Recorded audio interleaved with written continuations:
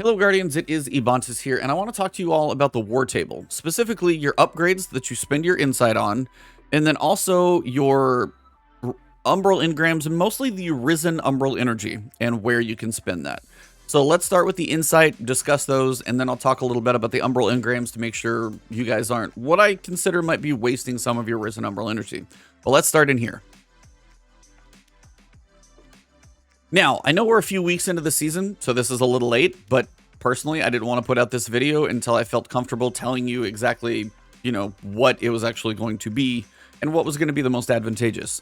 And as the more I think about this, depending on how you play the season, if you're like playing all the time or somebody who gets to play a little bit every weekend, you're probably going to look at this table a little bit differently. But the main priorities for me are going to be, this is number one, weapon decoding clearance, being able to decrypt Umbral Engrams into seasonal weapons. This is kind of a must. If you get Umbral Engrams, you can come down here and you can pick a weapon. Cool. It allows you to focus that Risen Umbral Energy into a specific weapon. Every so often, those are going to turn into the red outline weapons, and you can start earning your patterns. So eventually you could craft these things. I'm getting there. I'm close on some, but definitely far away on others. So that is your number one, in my opinion, just because until you unlock that one, can't do anything with regards to your weapon crafting, and that's where my priority's at. Now, I got this one first just because I didn't know how slow this progress was going to go, but completing campaign throne world missions or activities to get bonus psychogenic intel. I'm never really hurting for psychogenic intel. You can go run a strike and get like 300. If you get some of the armor, like the Tusk Allegiance, if you get any of this armor and equip it, you've got the Uniformed Officer, which allows you to get a little bit more. You also might get that 40 drop every so often that just comes from killing some enemies.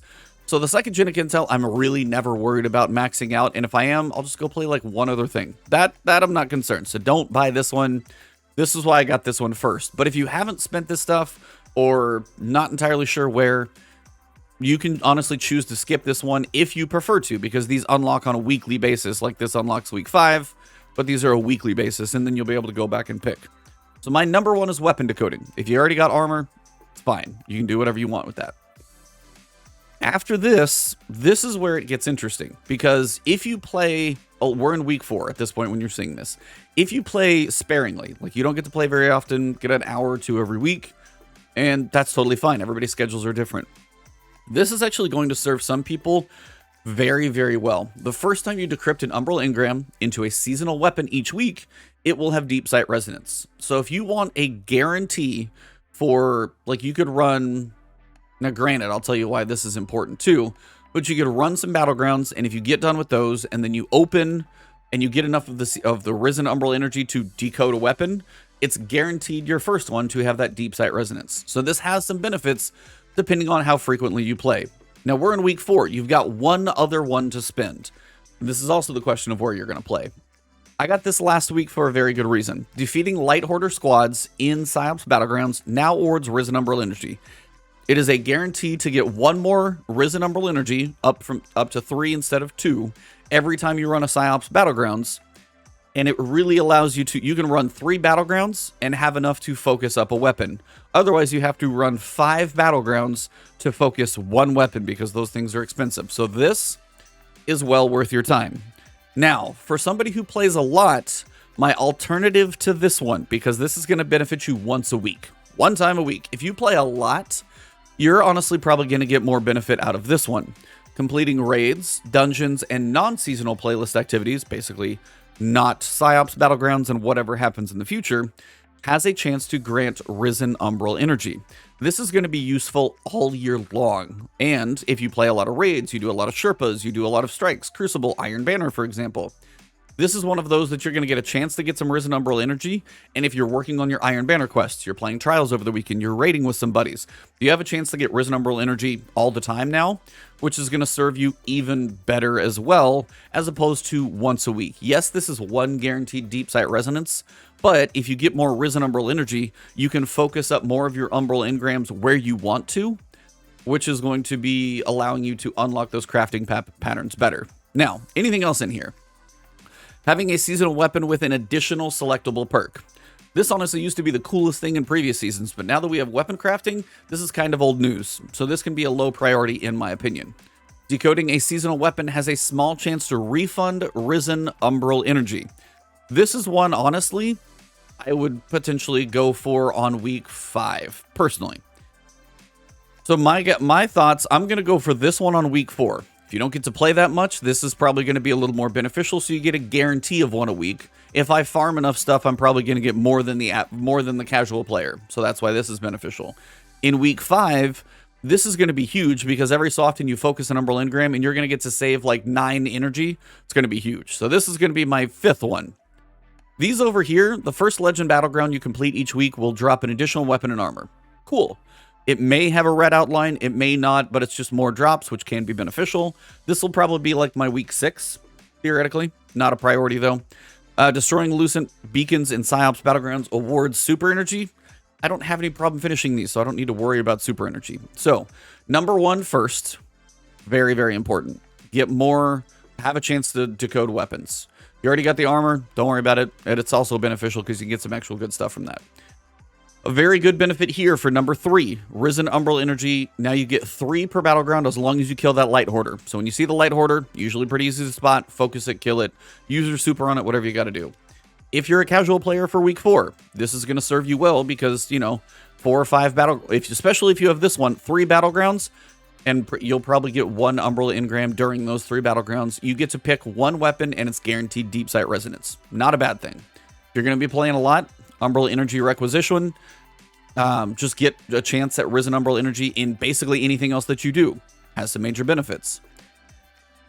Having a chance to get that decoding refunded is massive. So this is going to be a big one for week 5. And then after that, you can kind of pick your priority between an additional perk or getting a double drop. Any of these couple ones, not really a priority because of that. So that's most of what I want to cover for the upgrades. Now I want to talk to you guys about Umbral Engrams and a couple tweaks that I would recommend you make with regards to how you decode. So as you go through your ranks, when that's just from playing Psyops Battlegrounds, I've reset mine, so I'm literally going on prestige number, like my 2nd rank through. So I've been playing a crap ton of these Battlegrounds. Don't forget to pick these up. Remember, you get a Peace of Mind, you know, pulse rifle or an auto rifle. You get the bow or the sniper, and then you get a chance at the GL and the machine gun. So pick these up. You might get lucky every so often. I'll pick this one up after the video, but it's sitting there. But the idea is, where do you spend your Umbral Engrams? They are a very, very valuable resource if you're going after any of the seasonal stuff. But if you want to go to Rahul and go after your funnel web, that's another place you can spend those. But if you're going after crafting, this is big. Now, this stuff actually drops very high stats, like really well done. I'll be completely shocked and say I was pleasantly surprised. So this was one of the ones I got. 65 stat roll, high in discipline because honestly my ghost mod was switched to discipline. And you can use this to pick, don't forget it's in here. Armor pieces have a random stat and it's guaranteed a minimum of 10 in whatever stat: mobility, intellect, discipline, resilience, strength. I'm sitting at recovery because everybody typically wants good recovery. But look at these gloves. High resilience as a Titan, low recovery. I was on discipline when I was picking a couple of these up. 21 in discipline. 24 in discipline. Now, it's not always going to be in the 20s, but also you'll notice 64, 65.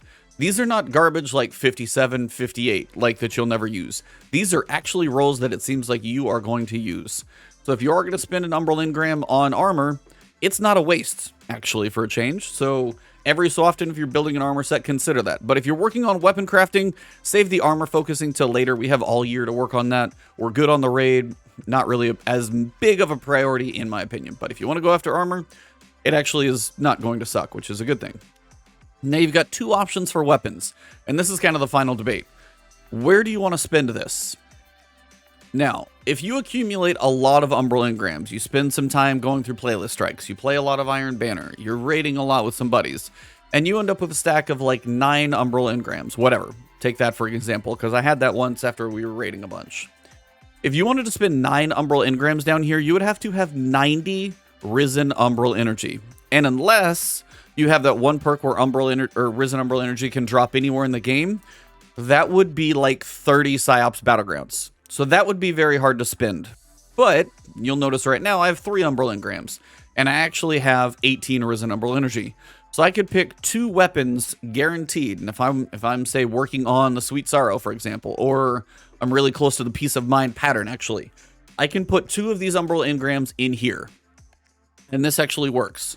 And that's kind of where the ratio comes into play as well.